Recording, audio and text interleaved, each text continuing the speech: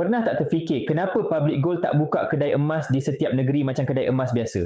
Pertama sekali, kita kena faham konsep Public Gold. Kalau kita bandingkan harga emas Public Gold dengan kedai emas biasa, kita akan nampak yang emas Public Gold lebih murah. Kenapa boleh murah? Sebab Public Gold ialah pengilang. Maksudnya, harga yang ditawarkan tak melalui orang tengah. Berbeza dengan kedai emas biasa. Kebanyakan tak ada kilang sendiri dan perlu beli emas dari pembekal lain. Jadi, mereka terpaksa tinggikan harga untuk cover kos beli dari kilang. Kedua, Public Gold fokus pada jualan online. Kenapa tak buka kedai di setiap negeri? Sebab buka kedai emas melibatkan kos operasi yang tinggi, sewa kedai, gaji pekerja, keselamatan, insurans dan sebagainya.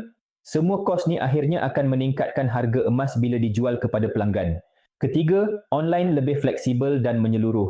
Bayangkan kalau Public Gold buka cawangan fizikal di bandar sahaja. Orang yang tinggal di luar bandar mungkin susah nak ke cawangan. Tambahan pula, orang kurang upaya atau penjaga yang sibuk, mereka tak sempat nak keluar beli emas. Dengan jualan online, semua orang boleh dapat harga yang sama, tak kira di mana mereka berada. Kalau emas lebih dari 5 dinar, anda boleh buat temu janji di cawangan Public Gold untuk ambil sendiri. Tapi kalau anda nak menabung emas dengan mudah, murah dan patuh syariah, beli sahaja secara online.